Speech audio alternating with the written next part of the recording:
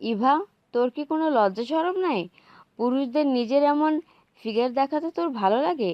শরীর দেখানোর জন্যই তো ওর রুমে গিয়েছিলি, তাই না? নিজের এমন রূপ দেখিয়ে ছেলেদের পাগল করতে চাস? কত করে বললাম ওর সামনে তুই যাবি না, তাও নির্লজ্জের মতো ওর রুমে চলে গেলি। নির্লজ্জ বেহায়া মেয়ে কোথাকার! বারবার তোকে মনে করিয়ে দিতে হয় কেন? তুই এবারে কাজের মেয়ে। তিনটে থাপ্পড় খেয়ে মাথা নিচু করে এক মনে চোখের পানি ফেলতে ফেলতে নীলার কথাগুলো হজম করে নিল ইভা। মেয়েটার পুরো নাম ইভা মুনতাহা হিয়া। নীলা বলছিল ইভান শাহরিয়ারের বাড়িতে আসলে যেন ওর রুমে ইভা না যায়। একটা মেয়ের কতটা নিচু মন মানসিকতা থাকলে নিজে একটা মেয়ে হয়ে অন্য মেয়ের ব্যাপারে না জেনে এভাবে বলতে পারে। নীলাকে না দেখলে ইভা এটা উপলব্ধি করতে পারতো না। তারপর ইভা নীলার উদ্দেশ্যে বলল, নীলাপু, আমি ইচ্ছে করে ইভান ভাইয়ের রুমে যাইনি। তখন ইভান ভাইয়া অনেকবার পানি চেয়েছিল। ওনার রুমে নাকি পানি ছিল না, কেউ দিয়েও আসেনি। তাই আমি ওনার রুমে গিয়ে পানি দিয়ে এসেছি। আর উনি তখন রুমেও ছিল না, হয়তো বেলকনিতে ছিল। নীলা শাসিয়ে বলে। আবার মুখে মুখে কথা বলছিস? সাহস তো তোর কম না। ফার্দার যেন তোকে ইভান ভাইয়ের রুমে না দেখি। ইভা মাথা দুলিয়ে হ্যাঁ বোধক শব্দ বুঝালো, যার দারুণ ও আর যাবে না। তারপর এক দৌড়ে নিজের রুমে গিয়ে বিছানার উপর হয়ে শুয়ে কান্না করতে লাগলো। আজ আর এমন কি, প্রতিদিনই তো এবাড়ির মানুষগুলো ওরে কাজের মেয়ে বানিয়ে রাখে। সবসময় এমন ছোটখাটো বিষয় নিয়েও বকা শুনতে হয়। এতে করে এগুলো শুনতে শুনতে অভ্যাস হয়ে গেছে ওর। এখন কেউ কিছু বললেও তা গায়ে মাখে না। তবে যে কোনো মেয়ের চরিত্র নিয়ে কথা বললে ঠিকই খারাপ লাগে, তাই ইভারও খারাপ লাগছে।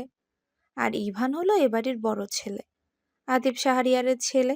পুরো নাম ইভান শাহরিয়ার। ওরা এক ভাই দু বোন, ইভান, ইরা আর ইমা।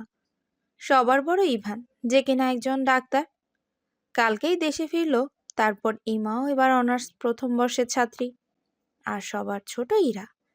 ইরা আর ইভা একসাথেই পড়াশুনো করে। দুজনেই কিছুদিন হবে এসএসসি দিয়ে শেষ করলো। নীলা হলো ইভানের খালাতো বোন। ও বেশিরভাগ সময় এ বাড়িতেই থাকে। আর ইভা হলো আদিব শাহরিয়ারের ছোট ভাই আরিফ শাহরিয়ারের মেয়ে। গত 2 বছর আগে ইভার বাবা মা মারা যায় একটা রোড অ্যাক্সিডেন্টে। তারপর থেকে ইভা এই বাড়ির কাজের মেয়ের মতোই আছে। মাঝে মধ্যে ইভা ভাবে বাবা মা থাকতে সবাই ওর কত ভালোবাসা, কত কেয়ার করতো। আর এখন কেউ ওকে দু চোখেও দেখতে পারে না। কিন্তু ভাগ্য ওর, ওর বাবা মা যাওয়ার সময় ওকেও সাথে করে নিলে খুব কি ক্ষতি হতো। এমনটা ভেবে ইভা কত শত চোখের পানি যে ফেলে তার খবর নেই। সকালে খাবারের টেবিলে বসে সবাই খাচ্ছে। ইভান চারিদিকে চোখ বুলিয়ে তার মায়ের দিকে তাকিয়ে বলে, মা, ইভা কই? ওরে তো আসার পরে আমি একবারও দেখলাম না। চাচ্চু আর চাচি মারা গেছে 2 বছর। আমি দেশের বাইরে ছিলাম 5 বছরের জন্য, তাই আসতে পারি নাই। কিন্তু ইভা তো এখানেই থাকে। 3 দিন হলো আমি দেশে আসছি, কিন্তু একবারও তো ওকে আমার সামনে দেখলাম না। ইভানের মা আয়ানা বলে, আছে হয়তো কোথাও, তোর সামনে মনে হয় আসতে লজ্জা পায় তাই আসে না। আয়নার কথায় ইভান নাক মুখ কুঁচকে ফেলে। তারপর ভাবে, দেশে যাওয়ার আগে তো ঠিকই আমার সামনেই আসতো, কবে থেকে আবার লজ্জা পাওয়া শুরু করলো। তাই ভাবে ইভান শাহরিয়ারের আপনা আপনি মুচকি হাসি চলে আসে। ইভান বিকেলে একটু সময় কাটানোর জন্য ছাদে আসে। আর অমনি ওর পাজোড়া থেমে যায়। এক দৃষ্টিতে তাকিয়ে দেখে একটা মেয়ে ছাদের ফুল গাছগুলোতে পানি দিচ্ছে। কি আকর্ষণীয় লাগছে মেয়েটাকে। মাথা ওড়না দিয়ে ঢাকা, চেহারা দেখা যাচ্ছে না। ইভান না চাইতেও এক পা দুপা করে মেয়েটার পেছনে গিয়ে দাঁড়ায়। তারপর এক দৃষ্টিতে মেয়েটার কাছে পানি দেওয়ার ধরন দেখে। ইভা পারফিউমের ঘ্রাণ নাকে আসতেই নিজের কাছে কারো উপস্থিতি টের পায়। অমনি ইভা বুঝতে পারে এটা ইভান। কারণ ইভা যখন ইভানের রুমে গেছে তখনই এই ঘ্রাণ অনুভব করেছে। এই ঘ্রাণটা ইভার খুব পছন্দ হয়েছে। যখনই এই ঘ্রাণ ইভার নাকে আসে, আফিমের মতো খুব করে টানে ওকে, কোনো এক অবাধ্য পিছু টানে। তাই তো ইভা গাছে পানি দেওয়ার পাত্রটা নিচে রেখে ইভানের দিকে না তাকিয়ে এক প্রকারে দৌড়ে সেখান থেকে চলে যেতে নেয়। যার দরুন ইভার খোপা বাঁধা চুলগুলো কোমর ছাড়িয়ে হাঁটুর কাছাকাছি এসে গড়াগড়ি খায়। ইভান সেদিকে তাকিয়ে একটা বাঁকা হাসি দিয়ে অতি নরম কণ্ঠে বলে, ইভা। এই ডাকে কিছু একটা ছিল, যা শুনে ইভার পাঁজরা আপনা আপনি থেমে যায়। অদ্ভুত শিহরণ বয়ে যায় পুরো শরীর জুড়ে। তারপর আবার পাঁজরার গতি বাড়িয়ে দেয়। ধরণীতে সন্ধ্যা নেমেছে অনেক আগেই। শহর জুড়ে আলোর রশ্মিগুলো ধীরে ধীরে অন্ধকার আচ্ছন্ন হয়ে আসছে। ভুবন জুড়ে আলোর রেখা ধীরে ধীরে অন্ধকার রূপ ধারণ করছে। অনেক আগেই শহর জুড়ে মাগরিবের আজানের প্রতিধ্বনি শোনা গেছে। ইভা মাগরিবের নামাজ আদায় করে কিছুক্ষণ কোরআন তালাওয়াত করে। তারপর জানামাজ উঠিয়ে যথাস্থানে রেখে হিজাব খুলে ওয়ার্ড্রপে রেখে দেয়। এই ওয়ার্ড্রপটা ইভার বাবা থাকতে তার রুমের জন্য কিনে দিয়েছে। এবার রুমে আছে বলতে একটা ওয়ার্ড্রপ, আলনা, পড়ার টেবিল, তার উপর রাখা ক্লাস 10-এর বইগুলো, তার পাশে একটা বোতল আর একটা খাট। হিজাব রেখে ইভা ওড়নাটা নিয়ে ভালো করে মাথায় ঘোমটা দিয়ে রুম থেকে দরজার সামনে আসে।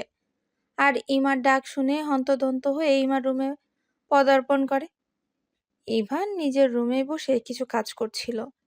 ইভাকে এক প্রকারে দৌড়ে যেতে দেখে সে তাকিয়ে থাকে, তবে ইভার মুখ দেখতে পায় না, কারণ ইভার মাথায় ওড়না চাপানো ছিল। উপরের এক কোনায় ইভার রুম, তার পাশে রুম ইভানের, পরে ইরার, তার পাশেরটা ইমার, আর বড়রা নিচের রুমগুলোতেই থাকে। ইভা ইমার রুমে গিয়ে দেখে ইমা পড়ার টেবিলে মাথায় হাত দিয়ে নিচের দিকে তাকিয়ে বসে আছে।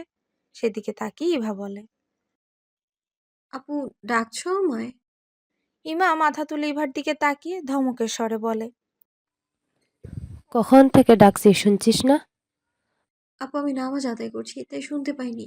ইমা বিরক্তিকর মুখ করে ইভাকে বলে, মাথাটা খুব ধরেছে, আমাকে এক কাপ চা করে দে তো জলদি। আচ্ছা আপু, আমি এক্ষুনি এনে দিচ্ছি। আমার জন্য এক কাপ দিয়ে যাস। কারো কণ্ঠ শুনে দরজার দিকে তাকিয়ে দেখে নীলা দরজার সাথে হেলান দিয়ে দাঁড়িয়ে ইনোসেন্ট ভাব নিয়ে কথাগুলো বলল। ইভা নিচের দিকে তাকিয়ে বলে, আচ্ছা। তারপর ইভা রুম থেকে বের হয়ে চা বানানোর জন্য কিচেনে চলে যায়। কিচেনে গিয়ে দেখে সোনালি রাতের খাবার তৈরির জন্য কাজ শুরু করে দিয়েছে। সোনালি হলো এ বাড়ির কাজের মেয়ে। সোনালি ইভা আর ইরার সমবয়সী হবে। অভাবের তাড়নায় ইভান শাহরিয়ারদের বাড়িতে কাজ করে। মেয়েটারও ইভার মতো কেউ নেই, তাই ইভান শাহরিয়ারের বাবা আতিফ শাহরিয়ার মেয়েটাকে নিজেদের বাড়ির কাজে রাখে। এ বাড়িতে আরো একজন কাজের মহিলা ছিল।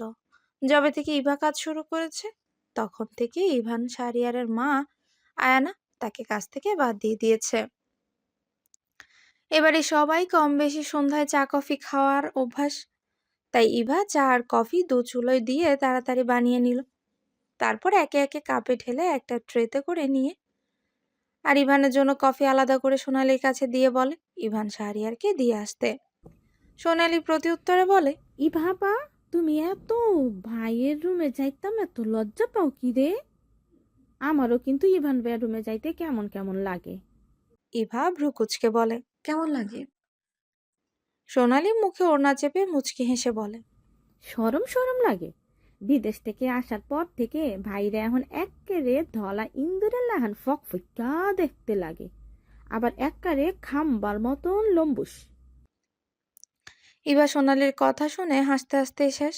তারপর হাসি থামিয়ে বলে, তুই একেবারে ঠিক বলেছিস। থাক, বেচারার নামে আর কিছু বলিস না। তবে লম্বুসটা ঠিকই ছিল, একেবারে যেন তাল গাছ একটা।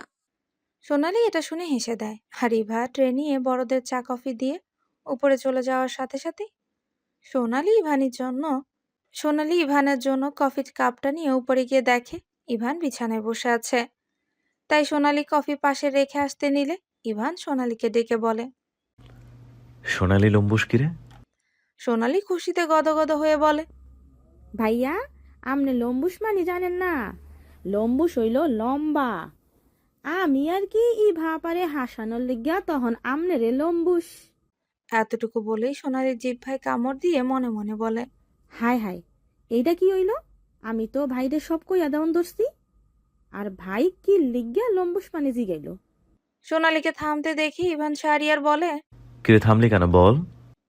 সোনালি হাসার চেষ্টা করে বলে, ভাইয়া, রাইতের রান্ধনের কাম আছে, আমি গেলাম। ইভাফা একলা একলা এত কাম করতে পারবো না। শাহরিয়ার অবাক হয়ে বলে, ইভা রান্না করে? হ্যাঁ ভাইয়া, করে তো। আমি তো আমার 7 বছর বয়স থেকে এই বাড়িতে কাম করি। এই ছোটবেলা থেকেই আমি তরকারি কাটাকাটি করি আর অন্য কাম করি। রান্না তো আমাদের মা আর আফার মাই করতো, এখন আফা করে। সোনালির একটা বদ অভ্যাস, কেউ কিছু জিজ্ঞেস করলে শুধু গরুর রচনার মতো কথা বলতেই থাকে। কে বলবে ইভানকে দেখে এই মেয়ে লজ্জা পায়। তাই তো ইভান সোনালিকে আর কথা বাড়াতে না দিয়ে বলে, আচ্ছা ঠিক আছে, তোর না কাজ আছে, তুই এখন যা। সুনসান নীরবতায় ছেয়ে আছে বাড়িটা। হঠাৎই ইভার ঘুমটা ভেঙে যায়। খুব জোর পানির পিপাসা পেয়েছে মেয়েটার, তাই সে উঠে বসে। ইভা সবসময় লাইট জ্বালিয়ে ঘুমায়। লাইট অফ করলে ওর মনে হয় চোখের সামনে কিছু আছে, আবার এমনও মনে হয় আশেপাশে থেকে কোনো ভূত প্রেত এসে ওর গলা টিপে ধরবে। সামান্য একটা জামা কাপড়ের আবছা দেখলে ওর মনে হয় সেখানে কেউ ঘাপটি মেরে বসে ওর দিকেই তাকিয়ে আছে। ইভা পড়ার টেবিলের দিকে তাকিয়ে দেখে বোতলে পানি নেই। আগে অবশ্য একটা জগ ছিল, সেটা 1 মাস আগে হাত থেকে পড়ে ভেঙে যায়। তাই একটা বোতল নেয় রাতে পানি পিপাসা পেলে খাওয়ার জন্য। আয়ানাকে একটা জগের কথা বললেও সে গুরুত্ব দেয়নি। এমনিতেও ইভা অপ্রয়োজনে কিছু অপচয় পছন্দ করে না। তার উপর ইভা চাচা চাচির ঘাড়ের উপর বসে বিনা পয়সায় খাচ্ছে পড়ছে। নিজের কিছু খুব বেশি প্রয়োজন না হলে তা কাকা কাকিকে বা অন্য কাউকেও বলে না। ইভা চারদিকে ভালো করে তাকিয়ে বিছানা থেকে নেমে নিচে চলে আসে। পুরো বাড়িটা অল্প আঁচের লাইটের আলোয় আলোকিত। কিচেনে এসে বোতলে পানি নিয়ে তারপর যেই বসার রুমে পা দিবে অমনি কারেন্ট চলে যায়, আর সামনে কারো ছায়ার মতো দেখতে পায়। যার দরুন ইভা অস্পষ্ট স্বরে ভয়ে কাঁপা কাঁপা কণ্ঠে বেজে বেজে বলে, ভূ- ভূ- ভূত, ভূত। এটা বলে ইভা সামনে তাকিয়ে দেখলো ছায়াটা ওর দিকে এগিয়ে আসছে। তাই তো ইভা আয়তুল কুরসি পাঠ করে, কিন্তু তাও ওর দিকে এগিয়ে আসছে দেখে ইভা জ্ঞান হারিয়ে মেঝেতে লুটিয়ে পড়তে নিলে অমনি ইভান শাহরিয়ার এসে ইভার কোমর পেঁচিয়ে ধরে নেয়। যা দরুন ইভা পড়ে যাওয়া থেকে বেঁচে যায়, কিন্তু সেন্সলেস হয়ে যায়। মূলত ইভান শাহরিয়ার এতক্ষণ গুরুত্বপূর্ণ কিছু কাজের জন্য বাহিরে ছিল, মাত্রই আসলো, আর ইভা ওর ছায়া দেখে ভয় পেয়ে জ্ঞান হারায়। তাই ইভান শাহরিয়ার ইভাকে কয়েকবার ইভা ইভা বলে ডাকে, কিন্তু ইভার সাড়া না পেয়ে ইভান ইভাকে কোলে তুলে নিয়ে সিঁড়ি বেয়ে নিজের রুমে চলে আসে। আর এমন সময় কারেন্টও চলে আসে। তাই ইভান ইভাকে খাটে শুইয়ে দিয়ে ওর মাথার কাছে বসে কিছুক্ষণ অদ্ভুত দৃষ্টিতে ওর দিকে তাকিয়ে থেকে আবার কয়েকবার ইভাকে ডাকে, কিন্তু ইভা কোনো রেসপন্স না পেয়ে নিজের রুমে থাকা জগ থেকে ইভার নাকে মুখে পানি ছিটে দেয়। তারপর ইভান শাহরিয়ার ইভার পাশ থেকে উঠে নিজের শরীরে জড়িয়ে রাখা শার্ট আর গেঞ্জি খুলে ফ্রেশ হতে যায়। ইভান শাহরিয়ার ফ্রেশ হতে যাওয়ার কিছুক্ষণ পরে ইভার জ্ঞান ফিরে। পিট পিট করে চোখ খুলে নিজেকে অন্যের ঘরে আবিষ্কার করেই হকচকিয়ে উঠে বসে আর বিড়বিড় করে বলে, আমি কোথায়? তারপর ওর মনে পড়ে একটু আগের ঘটনা। তাই ইভা চারদিকে চোখ বুলিয়ে পরিপাটি গোছানো রুম দেখে বলে, ভূত আমার ঘাড় মটকে দেয়নি? হায় আল্লাহ, আমি ইভান ভাইয়ের রুমে আসলাম কেমন করে? ভূত আবার আমাকে এখানে এনে ফেলে দিয়ে যায়নি তো? এগুলো বলে ইভা যেই খাট থেকে নামতে নিবে অমনি ওয়াশরুমের দরজার দিকে তাকিয়ে থাকে, কারণ ওখান থেকে পানির আওয়াজ আসছে। আর তখনই ওয়াশরুমের দরজা খুলে ইভান শাহরিয়ার খালি গায়ে বের হয়। নিচে অবশ্য প্যান্ট ছিল। তারপর ইভান ওয়াশরুম থেকে দরজার সামনে দাঁড়িয়ে ইভার দিকে তাকিয়ে থাকে, আর ইভাও ইভানের দিকেই তাকায়। ইভানকে এই অবস্থায় দেখে ইভা স্তব্ধ হয়ে যায়। কিছু বলার ভাষা যেন হারিয়ে ফেলে মেয়েটা। ইভা পর্যবেক্ষণ করছে। কি অদ্ভুত শিহরণ বয়ে গেল পুরো শরীর জুড়ে। ইভানের ফর্সা বুকের লোমগুলো ছুঁয়ে দেওয়ার ইচ্ছে জাগলো মনের গহীনে। নিজের এমন ইচ্ছের কথা ভেবে ইভা আঁতকে ওঠে, নিজের চোখগুলো ইভানের থেকে সরিয়ে নিল। এগুলো ভেবেই ইভার পুরো কায়া অঙ্গ প্রত্যঙ্গ কেঁপে উঠল। সে নিজের ইচ্ছেকে তিরস্কার জানালো বারংবার। তার মস্তিষ্কে বলে উঠল, ছি এভা, তুই এতক্ষণ একটা পুরুষের দিকে এভাবে তাকিয়েছিলি? গিলে খাচ্ছিলে একটা ছেলেকে এভাবে? এবার এসব ভাবাভাবির মাঝেই ইভার নিজের শরীরে একটা ব্লু কালার গেঞ্জি জড়িয়ে ইভার উদ্দেশ্যে বলল, ইভা তুই এত ভীতু কেন রে? ভয়ে একেবারে সেন্সলেস হয়ে গেলি? ইভানের কথায় ইভা কোনো প্রতিউত্তর করলো না। তা দেখে ইভান ভ্রু কুঁচকে বলে, এতক্ষণ তো চোখ দিয়ে দেখছিলি, আবার নাকি আমার সামনে লজ্জাও লাগছে। এই তুই আমার সামনে আসতে লজ্জা পাস কবে থেকে বলতো? ইভানের কথায় এবার ইভা বেশ লজ্জা পেল। আবার এটাও ইভার মনে উকি দিল ওরে ইভান কোলে করে কি ইভানের রুমে নিয়ে এসেছে। এটা ভেবেও ইভার শরীরে অদ্ভুত শিহরণ বয়ে গেল, কিন্তু কোনো প্রতিউত্তর করলো না সে। এখনো অন্যদিকেই ফিরে আছে ইভা, কারণ ও মনে করছে এখনো ইভান খালি গায়ে। ইভান হয়তো বুঝলো ইভা আনইজি ফিল করছে, তাই আর কিছু বলল না। আর এই সুযোগে ইভা ওর নরম বিছানা থেকে নেমে নিজের রুমের উদ্দেশ্যে পা বাড়ালো। তা দেখে ইভান একটা তপ্ত নিঃশ্বাস ছাড়লো।